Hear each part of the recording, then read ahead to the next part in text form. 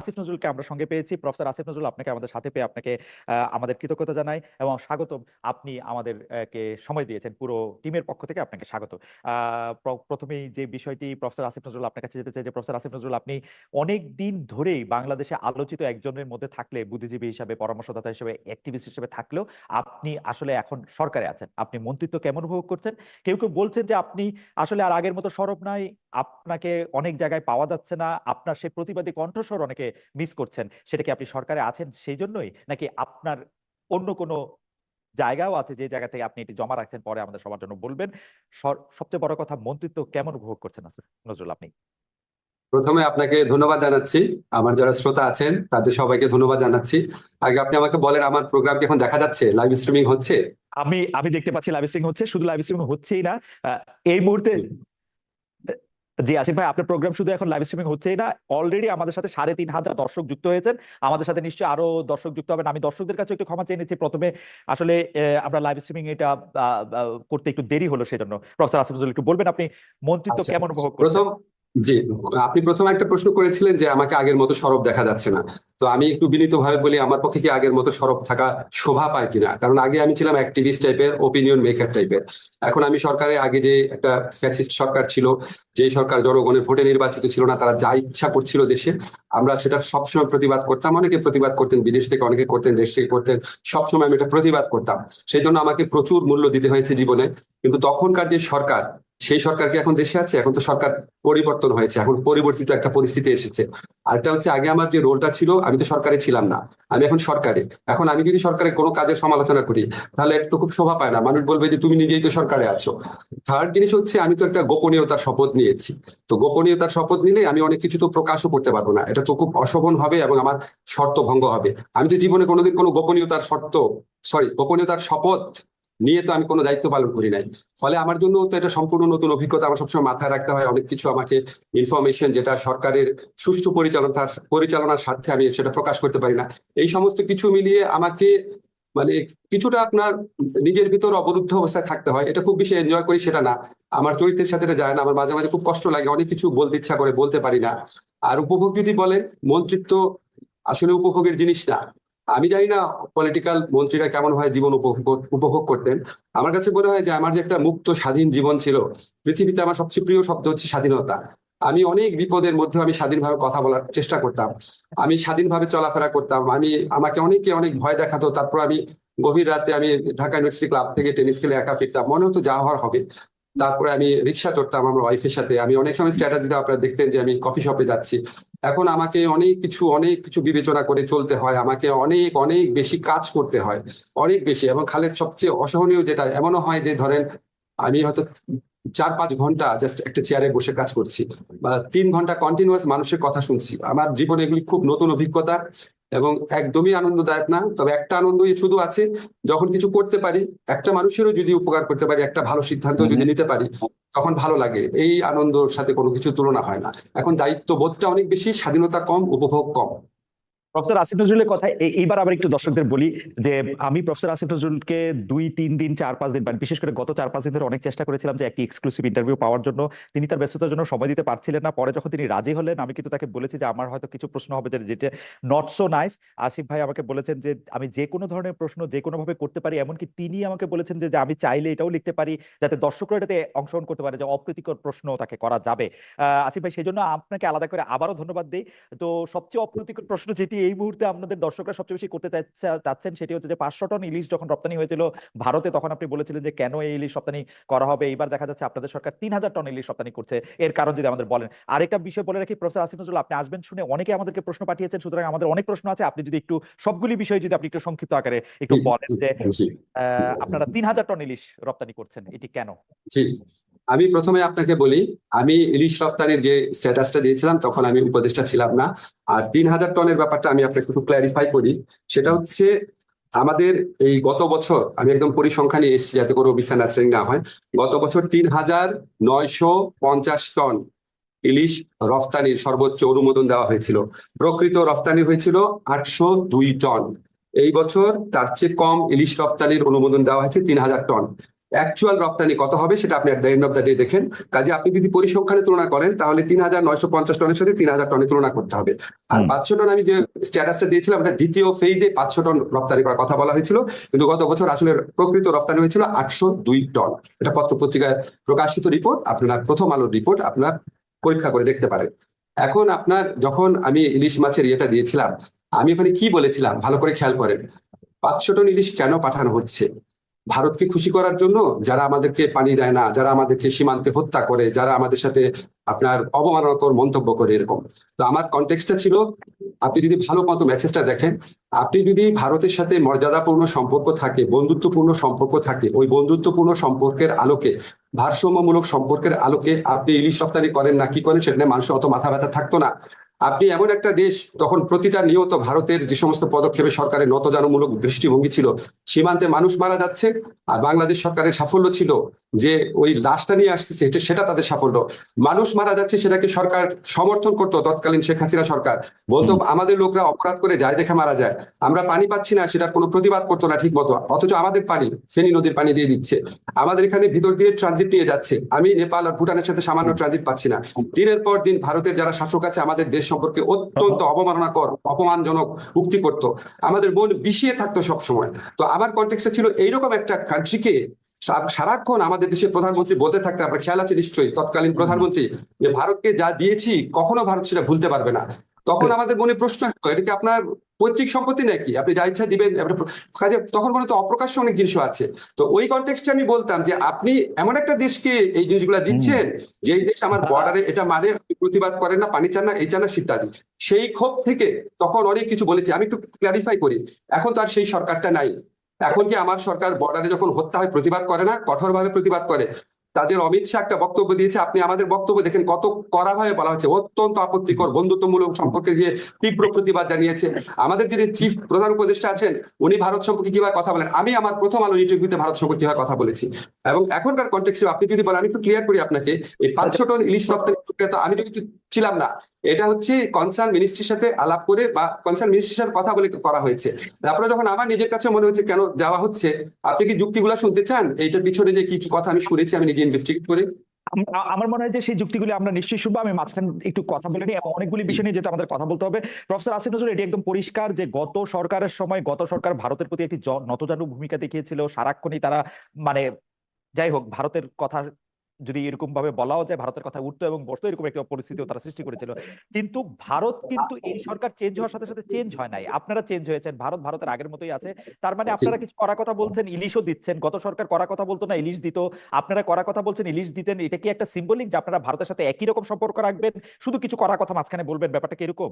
No, no, আমি যতটুকু বুঝতে পেরেছি, আমি যখন এই ব্যাপারটা ইনভেস্টিগেট করেছি তখন কতগুলা কথা বলা হয়েছে, এগুলো কিন্তু আমার কথা না, আমি মানে রপ্তানির পেছনে কথাগুলো শুনতে চেয়েছি। তখন একটা কথা বলা হয়েছে যে, আমি যেটা যেটা ইনভেস্টিগেট করে বা জিজ্ঞেস করে জেনেছি, সেটা হচ্ছে আমাদের ছাত্র জনতার যে বিপ্লব হয়েছিল, এই বিপ্লবে পশ্চিমবঙ্গের মানুষের সমর্থন ছিল। তারা আমাদের ওখানকার দূতাবাসের সামনে কর্মসূচি পালন করেছে। পশ্চিমবঙ্গের যে মুখ্যমন্ত্রী ছিল তিনি অত্যন্ত কড়া ভাষায় আমাদের তৎকালীন প্রধানমন্ত্রীর সমালোচনা করেছিলেন, এবং এটা নিয়ে একটা টানাপোড়েনের সৃষ্টি হয়েছিল। এবং আমাদের এই ইলিশটা প্রধানত পশ্চিমবঙ্গের মানুষের জন্য যাচ্ছে। এগুলি কিন্তু আমার যুক্তি না, আমি যেসব কথা শুনেছি। আরেকটা কথা বলা হয়েছে, মোট যে ইলিশ রপ্তানি করা হচ্ছে সেটা হচ্ছে 0.29%। এগুলি অন্য পক্ষের কথা। এবং সবচেয়ে বড় যে কথাটা বলা হয়েছে, ভারতের সাথে আমরা সম্পর্ক মানে রিঅ্যালাইনমেন্ট করতে যাচ্ছি, আমরা একটা ভারসাম্যমূলক সম্পর্ক প্রতিষ্ঠা করার দিকে যাচ্ছি। সেখানে আমাদের জন্য অত্যন্ত জরুরি বিষয় হচ্ছে আদানির বিদ্যুৎ কেন্দ্র, রামপাল কেন্দ্র, আমার বর্ডার কিলিং। সেখানে আমি একটা অপেক্ষাকৃত লঘু বিষয়ে আমি তাকে একটা মেসেজ দিতে চাই না যে আমি তোমার সাথে খুব হোস্টাইল। আমি ওই ভারসাম্যমূলক সম্পর্কের সৃষ্টি করার প্রয়াস হিসাবে আমি এই পশ্চিমবঙ্গের মানুষের ইলিশের যে ইয়েটা আছে, এই ছোট একটা জিনিস নিয়ে আমি তাকে আঘাত করতে চাই না। ছোট জিনিস, ওই আমি আপনাকে বলা আমার ইনভেস্টিগেশনের বক্তব্য। আমার মনে হয় যে প্রফেসর আসিফ নজরুল আপনি ঠিকই বলেছেন। আমরা জানি যে বাংলাদেশের একজন কবি, লেখক, চিন্তক ব্রাত্য রায় সেই কথা বলেছেন। যেহেতু মমতা ব্যানার্জি এখন তার দেশে বা তার প্রদেশে একটি ধর্ষণ কাণ্ড নিয়ে খুবই বিপজ্জনক অবস্থায় আছেন, তাকে আসলে সেভ করার জন্য আপনারা ইলিশ মাছ দিচ্ছেন, এবং তাতে মোদী সরকার একটু বিরক্ত হবেন, বিব্রত হবেন, সেটাও আপনাদের লক্ষ্য, এটা অনেকে বলছেন। অর্থাৎ না, না, আমি সেভাবে বলতে চাচ্ছি না। না, আমি সেভাবে বলতে চাচ্ছি না। আমি শুধু শুনেছি যে পশ্চিমবঙ্গের মানুষ আমাদের আন্দোলনকে সাপোর্ট করেছে, পশ্চিমবঙ্গের মুখ্যমন্ত্রী অত্যন্ত শক্তভাবে নিন্দা করেছেন। এটা ইলিশ পাঠানো বন্ধ মানে পশ্চিমবঙ্গের মানুষের সাথে হস্টিলিটির মতো একটা, এটা ওকে, আমি শুনেছি। আমরা আমরা আমরা পরের ইস্যুতে যাই। আমরা একটি জায়গায় আপনি বলেছিলেন, আমি আপনাকে উদ্ধৃত করছি, এটাই ভারত প্রসঙ্গ, যে আমরা পত্র পত্রিকায় পড়ি 26 লাখ ভারতীয় বাংলাদেশে চাকরি করে, বাংলাদেশের ছেলেরা চাকরি পায় না, রাস্তায় রাস্তায় ঘুরছে, আর ভারতের ছেলেরা চাকরি করছে আপনি সরকারে আসার পরে।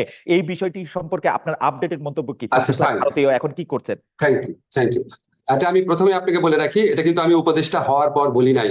অনেকে ওকে, এটা কনফিউশন ছড়ানোর জন্য, এটা আপনি ক্লিয়ার আছেন, এটা রাইট, আমি হ্যাঁ, উপদেষ্টা হওয়ার পর বলি নাই। আগে এটা বলেছেন। উপদেষ্টা হওয়ার আগে ভারতের যে বাংলাদেশের প্রতি বর্বর কিছু নীতি সেগুলি সমালোচনা করতে গিয়ে আমি একটা পর্যায়ে বলেছিলাম।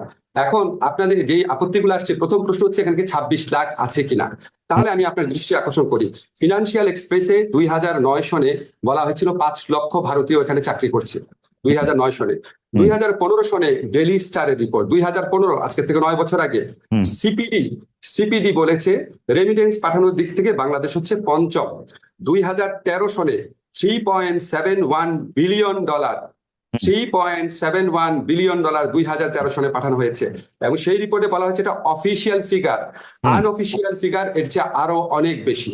এখন আপনি বলেন, যদি এরকম কোনো অ্যামাউন্ট থাকে যে আনঅফিসিয়াল ফিগার মিলে যদি এটা ধরেন ডাবলই ধরি আমি, তাহলে প্রায় $8 বিলিয়ন পাঠানো হয়। হ্যাঁ, এখন এই বিপুল পরিমাণ রেমিটেন্স যারা পাঠায় ভারতে যদি পাঠানো হয়, ওরা কি ভারতীয় না অন্য দেশের? তার মানে বিপুল পরিমাণ ভারতীয় এখানে আছে।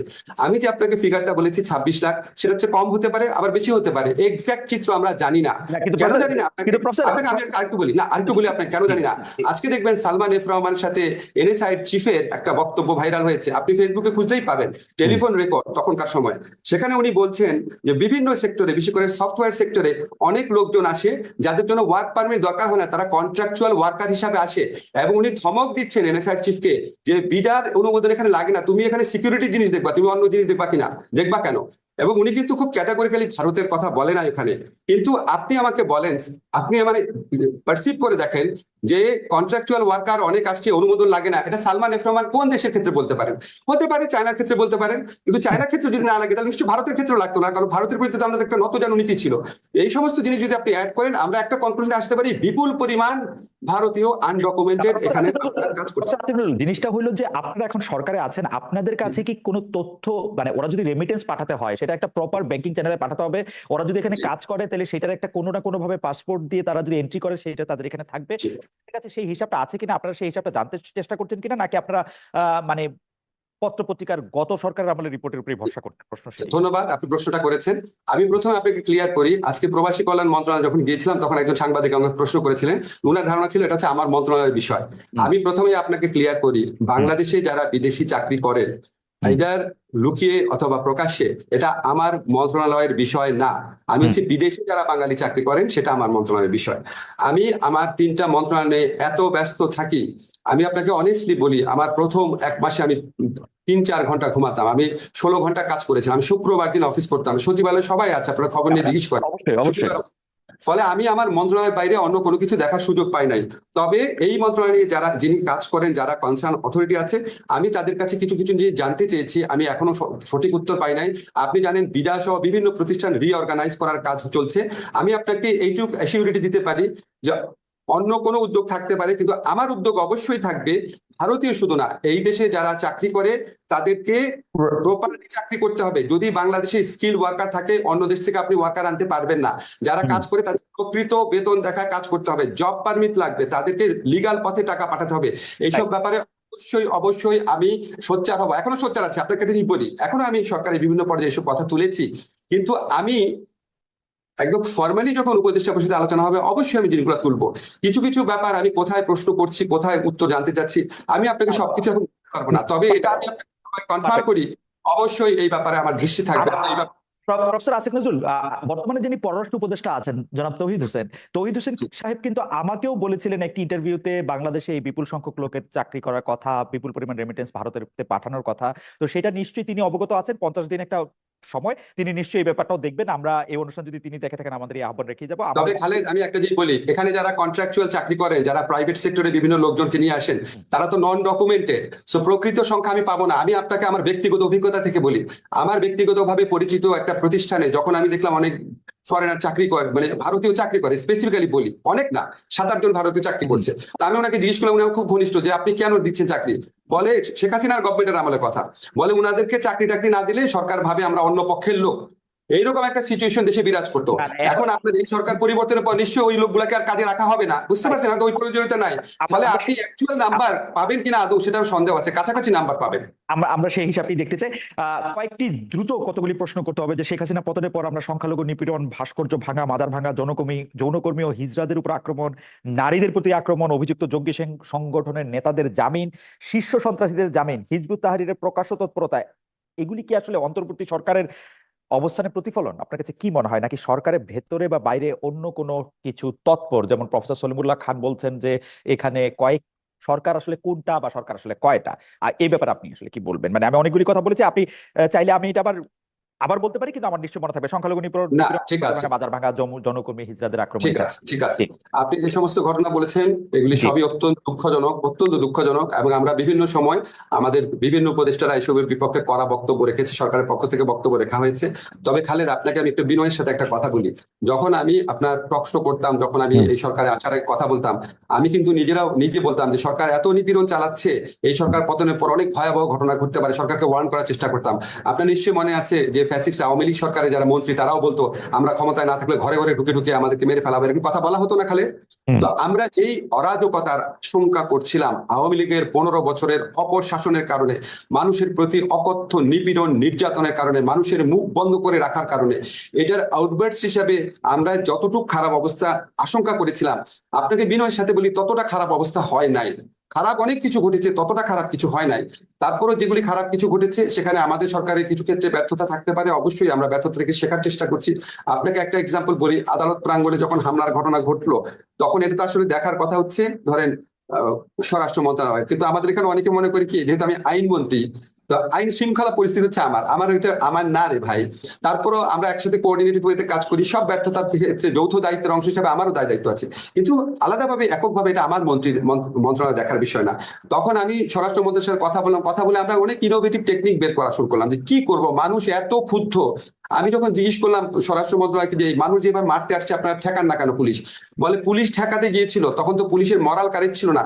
যারা মারতে এসেছে তারা পুলিশকে অকথ্য গালাগালি করে বলছে তোরা শেখ হাসিনার পুলিশটা মাইরা তোদেরকে ঝুলায় রাখবো, আমাদের ধাক্কা দিস। মানে পুলিশের তো তখন মরালিটি নাই। কিছুদিন আগে পুলিশের বাহিনীর সদস্যরা হাজার হাজার ছাত্র জনতাকে হত্যা করেছে, সেই পুলিশ কি ওই মরাল কারেজটা থাকে? তখন আমরা বিভিন্ন পদ্ধতি বের করা শুরু করলাম। আমি বললাম আচ্ছা ঠিক আছে, আমাদের যারা বিচারকরা আছে ওনাদেরকে রিকোয়েস্ট করলাম যে আপনারা তো যে কোনো সময় ইচ্ছা করলে শুনানি করতে পারেন, তাহলে সকাল 7টায় শুনানি করেন। মানুষ তো সকাল 7টায় জড়ো হবে না। আপনি দেখবেন আনিসুল হক সাহেব এবং সালমান এফ রহমান ওনাদের পরে শুনানিটা সকাল 7টায় হয়েছিল, কেউ ওনাদেরকে মারে নাই। এরকম আমরা বিভিন্ন রকম ভাবে অ্যাড্রেস করার চেষ্টা করছি, সব আপনাকে বলতে পারবো না। প্রতিনিয়ত সেটা নিয়ে আমরা ভাবি, আমরা উপদেষ্টা বসি, সদস্য বসি, সবাই চেষ্টা করে। কিছু জিনিস আমরা করতে পারি না, কারণ আপনি বিপ্লব পরবর্তী সময়ে মানুষের অনেক অন্য ধরনের এক্সপেকটেশন থাকে, এত বছরের রাগের আউটবার্টস থাকে। আর সলিমুল্লাহ ভাই যেটা বলেছে যে বিভিন্ন ধরনের সরকার, ওটা বলতে পারে। আমরা তো একটা পলিটিক্যাল পার্টির গভর্নমেন্ট না। পলিটিক্যাল পার্টির গভর্নমেন্ট হয় কি, তারা অনেকদিন একসাথে কাজ করে, তাদের মধ্যে কোঅর্ডিনেশন থাকে, তাদের একটা দক্ষ কর্মী বাহিনী থাকে। আমরা তো কেউ কারোর সাথে আগে কাজ করি নাই, আমরা সবাই একসাথে নতুন করে আসছি। আমাদের